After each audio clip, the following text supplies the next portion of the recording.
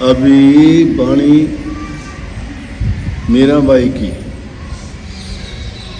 मीराबाई ने प्रीत लगाने से कहा है कि प्रीत लगाना कोई हंसी खेल नहीं है। दुनियादारी की चीज़ों से तो प्रीत लगाना आसान है, परंतु मीराबाई ने जो अपनी प्रीत लगाई थी वो उसकी बात करती है। दुनिया के पदार्थों से सब प्रीत लगाते हैं। पति पत्नी से लगाता है, पत्नी पति से लगाती है, भाई बहन की प्रीत है, धन दौलत से प्रीत है, महल मकानों से प्रीत है, काम व्यवहार से प्रीत है, मित्र रिश्तेदारों से प्रीत लगाते हैं। लेकिन ये जो प्रीत लगाते हैं ये प्रीत हमारे स्वार्थ के लिए है, और वो प्रीत कुछ दिन के बाद में कोई ना कोई किसी न किसी रूप में उसमें बदलाव आ जाता है। क्योंकि जहाँ स्वार्थ होता है वहाँ टूटता ही टूटता है, बदलाव अवश्य आता है। चाहे वो स्वार्थ गुरु के साथ शिष्य का हुआ वो भी टूट जाता है। अगर शिष्य किसी स्वार्थ को लेके गुरु के पास जाता है और वो स्वार्थ उसका पूरा होता है जब तक तो गुरु गुरु करता है, और जब वो स्वार्थ पूरा नहीं होता तो शिष्य गुरु से भी नाता तोड़ लेता है। पुत्र और पिता का नाता भी ऐसा ही है। कहने का मतलब इस बात को मीराबाई ने कही है कि वो प्रीत नहीं जो छिन्न में चढ़े छिन्न में उतर जाए।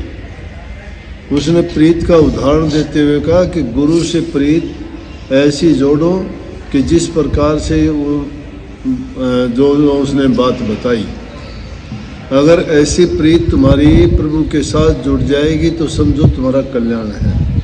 अगर ऐसी प्रीत तुम्हारी नहीं है तो सब झूठा व्यवहार है दुनिया में। और पहले कही उन्होंने कि मछली की प्रीत जल से लगी, जल से अलग करोगे मछली प्राण तज देगी, क्योंकि मछली के प्राण तो जल में ही हैं। और संतों ने भी यही फरमाया है कि प्रीत करो तो मछली जैसी जल सूखे मर जाए, प्रीत ना करियो पंछी जैसी जल सूखे उड़ जाए। दुनियादारों की प्रीत उस पक्षी जैसी प्रीत होती है कि जिस प्रकार से किसी तालाब में पानी सूख जाता है तो वहाँ पर पेड़ों में रहने वाले पक्षी उसको छोड़ के दूसरी जगह चले जाते हैं। लेकिन मछली की प्रीत उस जल से लगी हुई है, पानी सूख जाता है तो उसी जगह पे मर जाती है, जगह छोड़ के नहीं जाती। तो इसलिए कहा कि सच्ची प्रीत अगर लगाते हो तो ऐसी प्रीत लगाओ कि जीना यहाँ मरना यहाँ और इसके सिवा जाना कहाँ।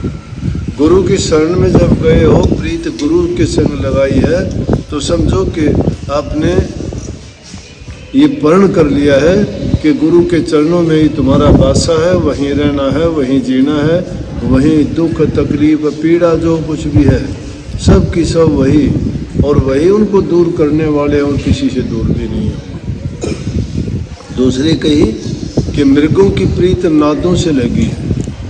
मृगों की प्रीत कैसी बताई? उनकी भी प्रीत इसी प्रकार से निस्वार्थ की प्रीत होती है।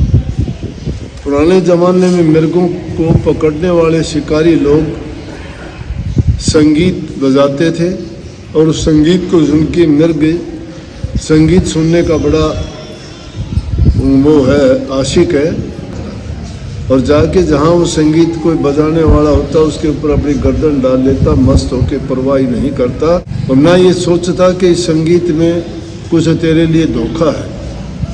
लेकिन उसको उस आनंद उसके शब्द में आता है, उस धुन में आता है, उसके गीत में आता है, तो उसमें मस्त है वो, और जाके अपनी गर्दन रख देता है।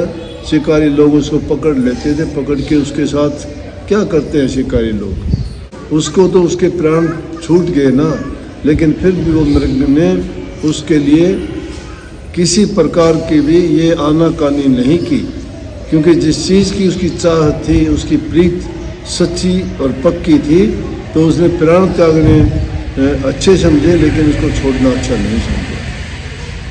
पपैये की प्रीत कही। पपैया एक छोटा सा जानवर होता है, और वो हमेशा स्वाति बूंद जो आकाश से नक्षत्र की बूंद आती है उसी को ऊपर से ही उसका पान करता है। और जब भी उसको प्यास लगती है तो वो आवाज़ करता है पिहू पिहू पिहू। आवाज़ हमने भी सुनी है, लेकिन ये तो महापुरुषों की वाणियों से ही हमें ज्ञात हुआ है कि पपैया दूसरी बूंद, चाहे वो तालाब हो, चाहे समुद्र हो, चाहे नदी नाला हो, चाहे और किसी चीज़ में जल आश्रय हो, कोई भी वहाँ पानी नहीं पीता। जो बूंद ऊपर से आएगी उसी बूंद का पान करते हैं। वैसे तो उस बूंद में बहुत गुण बताए हैं, स्वाति बूंद कहते हैं उसको। वो स्वाति बूंद अगर सांप के मुंह में गिर जाती है तो जहर बनता है उसका। अगर गिद्दड़ के मुंह में पड़ जाए तो गिद्दड़ हाखला बन जाता है। अगर वो केड़े में पड़ती है तो कपूर बन जाती है। अगर वो पपैये के मुंह में पड़ जाती है तो कहते 1 साल के लिए उसकी प्यास मिटा देती है। 1 साल के लिए फिर वो नहीं करता। अब भी देखते हैं हम जंगल में, जब गर्मी का वक्त होता है, बारिश का मौसम आता है तो पपैया बड़ी आवाज़ लगाता है, पीहू पीहू की बड़ी मीठी वाणी होती है।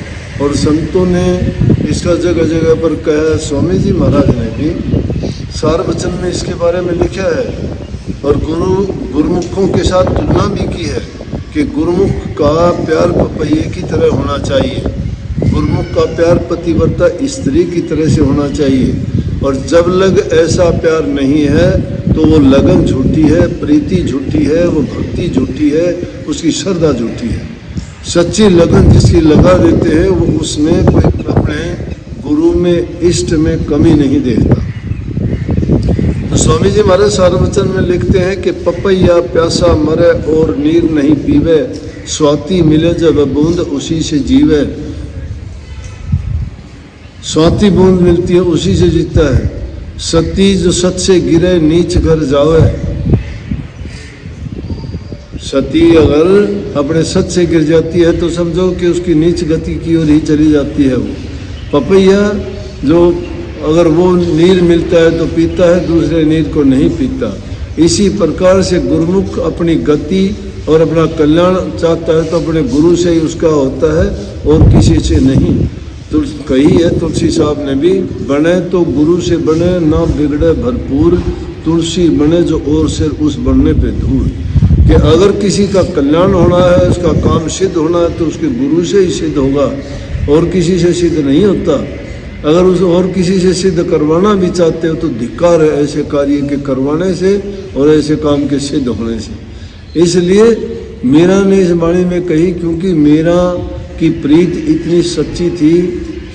पहले प्रीत जो उन्होंने लगाई कृष्ण जी के साथ लगाई, बचपन से ही उनका इष्ट श्री कृष्ण जी थे और उन्हीं की भक्ति करती थी, उन्हीं को रात दिन देखती थी, उन्हीं की आराधना करती थी, उन्हीं की पूजा करती थी। लेकिन जब उसको पता लगा तो संत मत की लाइन में गुरु रविदास जी को गुरु बनाया काशी जी में जाके, और रविदास जी को गुरु मान के, बल्कि उसके लिए समाज से उसने बहुत सी प्रताड़ना सहन करनी पड़ी। वो राजघराने की राजपूत जाति से संबंध रखती थी। उनके रिश्तेदारों ने, नातेदारों ने, घर वालों ने बड़ी तकलीफ दी उसको। बहुत कहा कि मीरा तू उस घराने की है, नीच जाति के आदमी से तूने क्या नाम की दीक्षा ली है, ये गुरु नहीं हो सकता। तो मीरा माई ने कहा कि मेरे गुरु के बारे में कुछ भी बोलने की ज़रूरत नहीं है और ना मुझे इस चीज़ की परवाह है। गुरु की कोई जाति नहीं होती, ज्ञान की जाति नहीं है, गुरु की जाति नहीं है। ये तुम्हारे छोटे विचार हैं, तुम गुरु में ये कमी देखते और उनके महापुरुषों के बारे में ऐसा बोलते हो। मेरे सामने ऐसा नहीं बोलोगे, अगर ऐसा बोलोगे तो ये मेरे बर्दाश्त से बाहर है। तो गुरु रविदास जी को उन्होंने गुरु बनाया और उन्हीं की बाद में वो करी पूजा। तो इसलिए कहते हैं कि सही रास्ते पे जाने के लिए आदमी किसी को भी मानता है, उसको मानते मानते मालिक उसके लिए सही रास्ता खोल देता है और वो सही ठिकाने पे भी पहुंच जाता है। इसलिए वो अंध ज्ञान में नहीं थी, उसका प्रीति, उसका विश्वास सच्ची थी।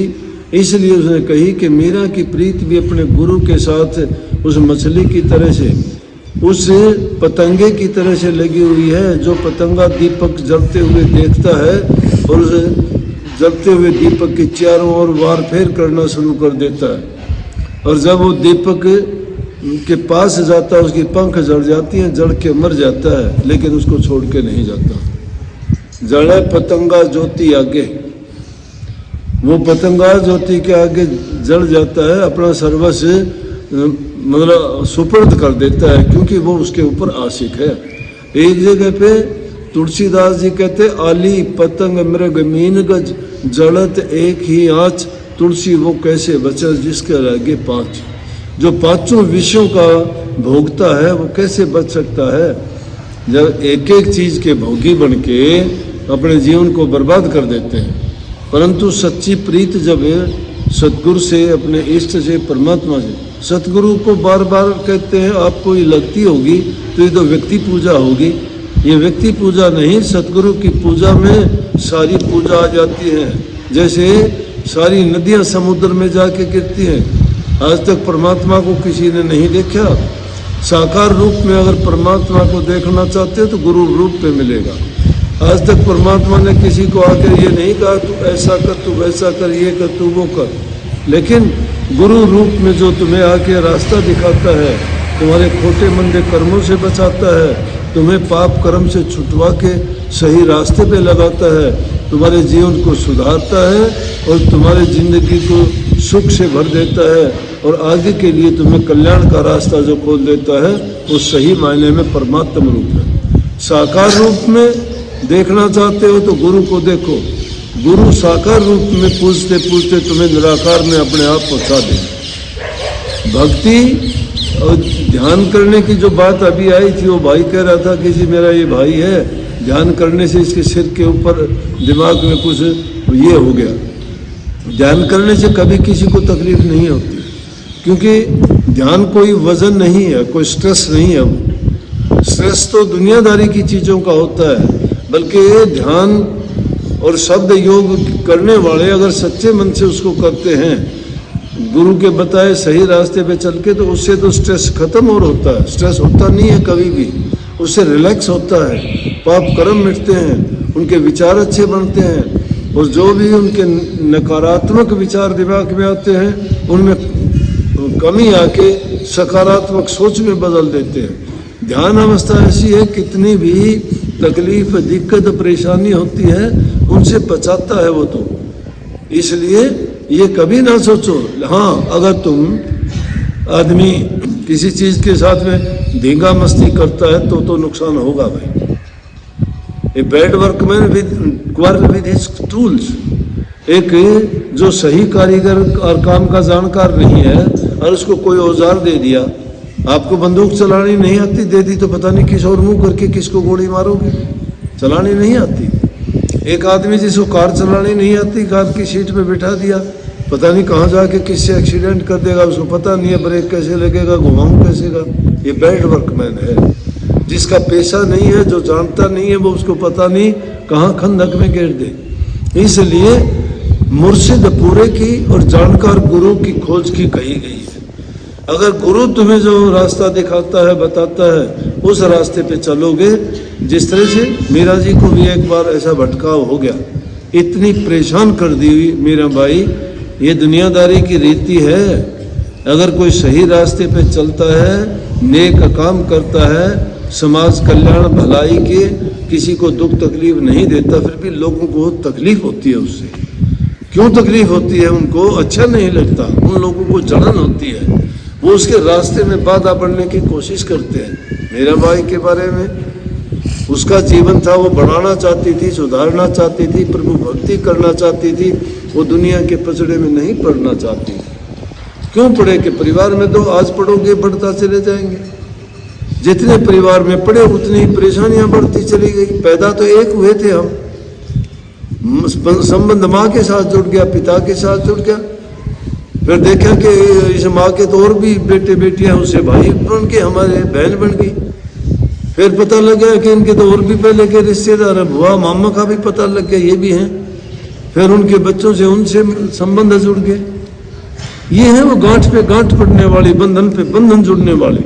फिर आगे पता लगा कि हमारी शादी होगी और दुनियादारी के रिश्ते आई बढ़ गई। कहीं साड़े हो गए, कहीं हम किसी के जमाई हो गए, किसी के फूफे बन गए, किसी के मामे बन गए, कितने नाते जुड़ गए।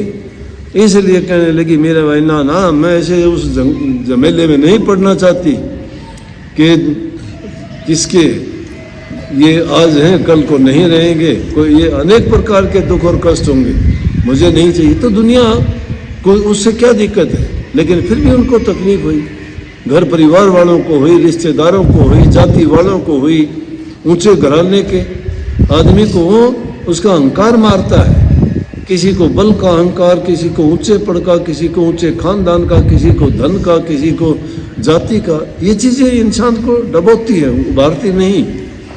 तो मीना बाई के साथ भी जब ऐसी घटना हुई तो मीना बाई ने उस टाइम में तुलसी साहब थे, तुलसी साहब को चिट्ठी लिख के भेजी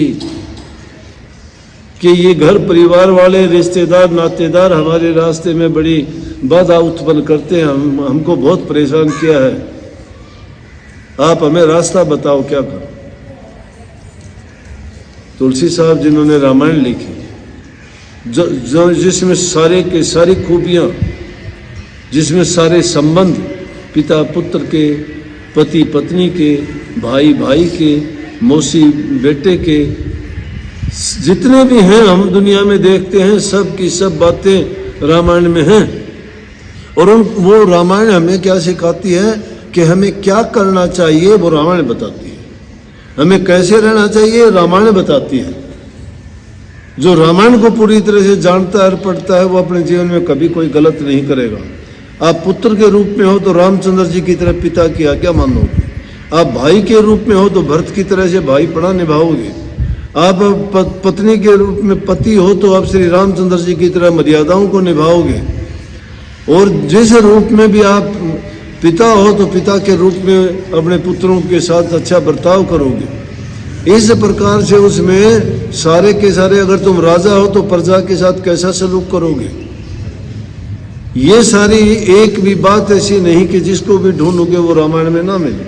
तो उन्हीं तुलसीदास जी ने इतनी सुंदर बात कही कि जहाँ इंसान के रास्ते में बाधा उसका पिता डालता है, पिता को छोड़ दो, भाई डालता है, भाई को छोड़ दो, नातेदार बाधा डालते हैं तो उनको छोड़ दो।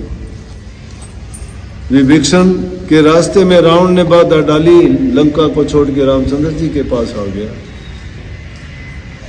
बाधा डाली कि नहीं डाली?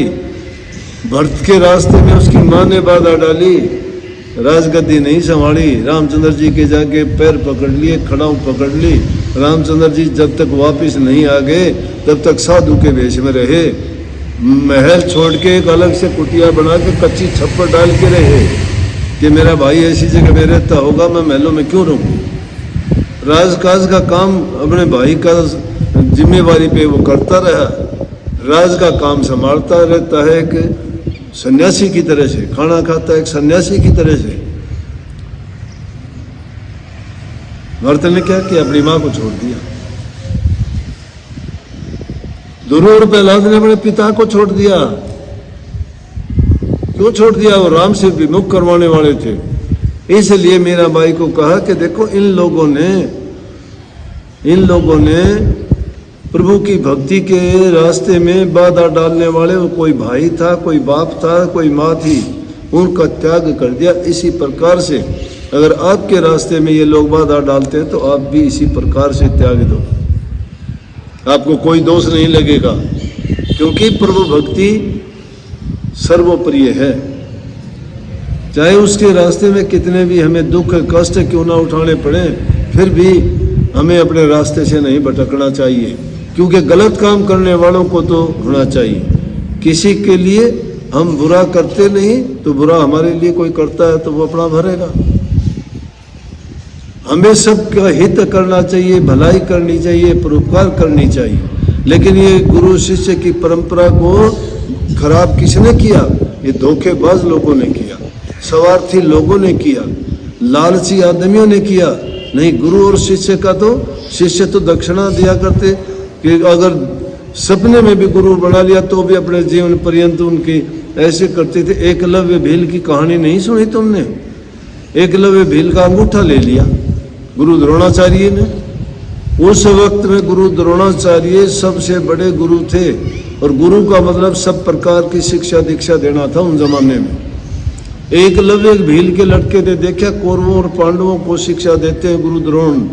वो भी जंगल में जाके उनके चरण छुए, बंदगी की और कहने लगा जी मैं भी आपका शिष्य बनना चाहता हूँ, मुझे भी आप दीक्षा दो। कहने लगे तू कौन है? बोला भील जाति से हूँ। बोला तू नीची जाति का है, हम राजघराने वालों को ही शिक्षा देते, तुझे नहीं दूंगा। लेकिन उसने मन से गुरु मान लिया। और मन से भी जो गुरु मान लेते हैं गुरु को इतना सम्मान देते हैं कि अगर द्रोणाचार्य उसको कहता गर्दन दे दे तो गर्दन भी दे देता। लेकिन आज के शिष्य कैसे हैं पता है? आज के शिष्य तो यूं चाहे गुरु से क्या मिलेगा, गुरु मुझे कुछ ना कुछ दे दे, जब भी जाऊं मुझे कुछ ना कुछ मिले। अरे गुरु जो चीज़ देता है वो दुनिया की किसी दुकान पे नहीं मिलती, उसको लेने वाला तो नहीं है कोई। उसको अगर समझ लेने वाला हो तो उसके 7 पीढ़ी तर जाएं। लेकिन दुनिया की आंखों पर पट्टी बंधी हुई है, अज्ञान की पट्टी, लालच और स्वार्थ में डूबे हुए हैं। तो क्या किया? गुरु द्रोण ने उसको दीक्षा नहीं दी, जंगल में गया, अपनी एक जगह चुन के उसके अंदर मिट्टी की मूर्ति गुरु द्रोण की हूबहू बना ली और उसके सामने जाके धनुष विद्या का अभ्यास करने लग गया। और इतना बड़ा धनुषधारी हो गया कि उसके समान दुनिया में कोई नहीं था। और गुरु द्रोण ने कह दिया था भीम को ना अर्जुन को कि अर्जुन तेरे समान दुनिया में कोई धनुषधारी नहीं है, तेरा कोई मुकाबला नहीं, तेरे सबसे बड़ा धनुषधारी तू है। लेकिन एक दिन क्या देखे कि कुत्ता जा रहा था, और कुत्ता जब गर्मी में हंसता है तो मुंह खुला रखता है। तो कहते हैं कि उस एकलव्य ने तीर छोड़े, बाण छोड़े और बाण उसको कहीं लगे नहीं, कुत्ते के मुंह भर दिया बाणों से। कुत्ता जब उसको लेके जा रहा था, वहां जब गुजरा भीम ने देखा, अर्जुन ने देखा, अर्जुन ने गुरु द्रोण से शिकायत की कि आप तो कहते थे ये देखो ये क्या है। वहां जाके देखा जिस ओर से कुत्ता आया था, जाके देखते हैं तो वहां एकलव्य अभ्यास कर रहा था। जाके कहने लगे भाई तू कौन है? उसने चरण छुए कि बोला जी मैं तो भील का लड़का हूँ, एकलव्य मेरा नाम है। बोला कि उसे मूर्ति को ढक रखा था। बोला कि तूने धनुर्विद्या किससे सीखी? बोला मेरे गुरु से, आपसे। बोला मेरे पास तो कभी आया नहीं। बोला जी आया था, आपने मुझे स्वीकार नहीं किया, लेकिन मैंने आपको गुरु मान लिया था। बोला कहाँ? ले आओ दिखाऊं। जाके दिखाया तो गुरु द्रोण की तस्वीर यूं की यूं बना रखी। देख के गुरु द्रोण और वो 5 पांडु हैरान हो गए। बोले तो गुरु से जो शिक्षा और दीक्षा लेता है वो तो गुरु दक्षिणा देता है। बोला कि आप हुक्म करो। बोला तेरे दाएं हाथ का अंगूठा दे दे। क्या किया गुरु ने? अंगूठा इसलिए मांग लिया कि उसका अंगूठा जब कट जाएगा तो फिर वो तीर चलाने के काबिल नहीं रहेगा और अर्जुन सर्वश्रेष्ठ धनुर्धारी रहेगा। तो उसे चक्कू निकाला, निकाल के अंगूठा काट के बोला ये गुरु और शिष्य का इतना तकड़ा नाता होता है। शास्त्रों में देखो हमारे शास्त्र भरे पड़े हैं, लेकिन आजकल तो नाता स्वार्थ का ही रह गया ना। स्वार्थ पूर्ति होती है तो गुरु है, नहीं गुरु नहीं है। गुरु को समझते नहीं, गुरु नाम तो ज्ञान का है। गुरु तो तुम्हारे जीवन को संवारने वाला, बनाने वाला है। गुरु लो बीसी से लालची दोनों खेलने दाव, अध बीच में डूब चट पत्थर की नाव। क्यों दोनों दाव खेलते हैं? गुरु तो लोभी हो जाए, शिष्य लालची हो जाए। तो ऐसा है जैसे पत्थर की नाव पर बैठ के दोनों पार जाना चाहते हैं समुद्र के, ना बीच में डूबेंगे, दोनों डूब जाएंगे। इसलिए गुरु शिष्य व्यवहार जगत में झूठा बरत रहा, का से कहूँ खोज नहीं कहूँ धोखे धार बया। गुरु तो मान प्रतिष्ठा चाह, शिष्य स्वार्थ संग आन मजा। सच्चा नाम जो त्यारने वाला है वो राधा स्वामी नाम है, सूरज शब्द का योग है। और उसमें गुरु और शिष्य के नाते के बारे में ये कहा है, वो ऐसा होता है जैसे पति बनता है स्त्री और पति का, गुरु और शिष्य का नाता इतना पवित्र नाता होता है। क्यों कह दी कबीर साहब से जनता ने, आजा सतगुरु नैनन में नैन जात में लू ना मैं देखूं और को ना तो ही देखण दो। कि गुरु तो मेरे लिए ऐसा है कि मेरी आंखों में आके बैठ जाए तो दूसरे ने देखण भी को नहीं दूं, और ना मैं देखूं, बंद करके रख लूं। जो प्यारी चीज होगी आदमी लपो के रखेगा ना, उन्हें कदे कदाऊ खोल के देखा फिर ढक के धर देगा ना। इसलिए कहता है कि आप आ जाओ, मेरी आंखों में आके बैठ जाओ, और उसमें मैं आपको ऐसे ढक के रख लूं, किसी ने देखण भी नहीं दूं। क्यों देखना था? कि मेरी इतनी ईर्ष्या है कि आश्रम मेरे हो। एक दो कौन किसी का, मेरा कोई किसी का भी, अपने माँ बाप के नहीं है, उसमें कमी है, उसका कारण है हमारा खान पान शुद्ध नहीं है, धोखाधड़ी का, हेरा फेरी का, भ्रष्टाचारी का, चोरी बाजारी का, सड़ कपट का, बेईमानियों का खाया है हमने। इसलिए अगर हमने अपने हक हलाल की कमाई खाई होती, अच्छे संस्कार मिले होते, माँ बाप से अच्छी शिक्षा दीक्षा मिली होती और हमें अच्छे गुण मिले होते, तो हम कभी भी, हमारे चरित्र में ये चीज़ें नहीं आती कि किसी का जो है बुराई करें, किसी की निंदा करें, या किसी से धोखा करें, या किसी से किसी चीज़ की चाह रखें या मांग रखें। नहीं, किसी से मांगना तो मांगता है, मांगन मरण समान है, मत कोई मांगो भीख। मांगना चाहते हो परमात्मा से मांगो, वो सबको देने वाला है, वो किसी को इनकार नहीं करता। झोड़ियाँ तो हमारी फटी हुई हैं, हमारा तो विश्वास डगमग है, उससे नहीं मांगते। दुनियादारों के लोगों के आगे गिड़गिड़ाते हैं, मुझे ये दे दे, मुझे वो दे दे, मुझे वो। अरे तुम ऐसे उसको मांग लो ना, सब कुछ आ जाएगा, सब कुछ तुम्हें ढूंढ के सामान लगेगा, वो मिल जाएगा तो मन में शांति आ जाएगी। लेकिन प्रीत झूठी है। ऐसी लगन लगाओ जिसके कारण तुम्हारे ये मन के मैल धुल जाएं। वो मन के मैल जब धुल जाएंगे, जब तुम्हें चाह जगेगी परमात्मा की, जब कदर जानोगे गुरु की, तब महत्व समझोगे। नाम का नाम चीज क्या है? अब तो सुन लिया, गुरु ने नाम बता दिया कि ये जाप कर लेना। अरे क्या जाप कर लेना? जाप तो सुबह से लेके शाम तक करते हैं। लोभी दाम का करता है, कामी काम का करता है, लालची लालच का करता है, वो भी करते हैं, वो भी तो जाप ही करते हैं। जाप करते करते लोभी आदमी को धन मिल गया क्या? पापी पाप करने का करता है। नशा करने वाला विचार करता है यार शराब कहाँ से आएगी, उसको लगन वही लगी है। चोर सोचता है आज चोरी कहाँ करूँगा, वो भी प्रार्थना करता है। अरे सच्ची प्रार्थना, सच्ची आराधना और सही आरजू और बेनती अगर मालिक के आगे करोगे, वो तुम्हें मालो माल कर देगा, किसी चीज़ की कमी नहीं रहेगी। सच्चे मन से पुकार किया करो। ये है दुनिया के सामान में, जिस प्रकार से जो भी कोई काम करना चाहते हो, पूरी लगन और मेहनत के सच्ची प्रीति लगाओ उसमें, तुम्हारे काम में कभी बाधा आएगी नहीं। लेकिन बाधा तुम खुद पैदा करते हो, क्योंकि तुम्हारा विश्वास तुम्हारे खुद के ऊपर ही नहीं है। तुम ये 1 मिनट में बदल जाते हो, बदलो नहीं। टिक के काम करोगे, सच्चे मन से करोगे, पूरे हौसले के साथ करोगे।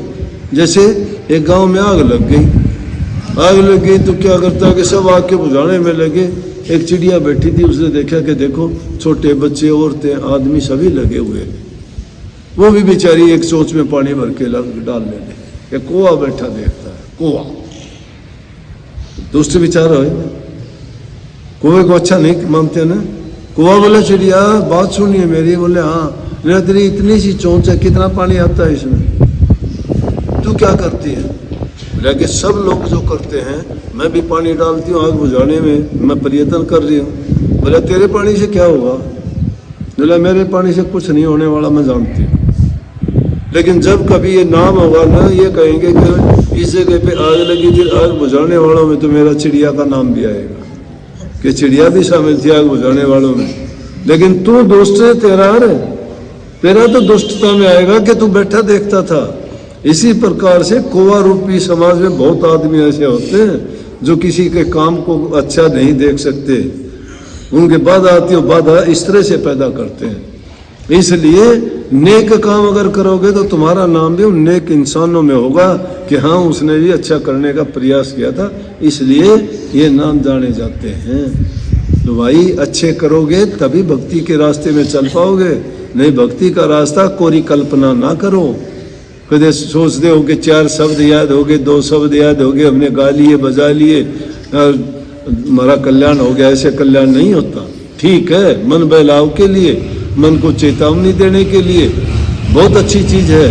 गाओगे तुम्हारे ख्याल बदली होंगे, तुम्हारा मन उत्पात नहीं सोचेगा। मुझे ये बात सुनने के बाद में प्रेरणा मिली, मैं आपको कोई बात बताऊं, और ये बात कितने लोगों के दिलों में घर करेगी, कितने लोगों का किसी का भाग बदल देगी, किसी का जीवन बदल देगी। क्या पता किसको दिमाग में अभी कौन सा वचन लग जाए, क्या पता वो अपना किस रास्ते से भटका हुआ था और मार्ग पर फिर आ जाए। इसलिए संतों का सत्संग जीव के कल्याण के लिए, सुधार के लिए, उनके जीवन को बनाने वाला होता है। सबको बहुत बहुत आशीर्वाद। राधा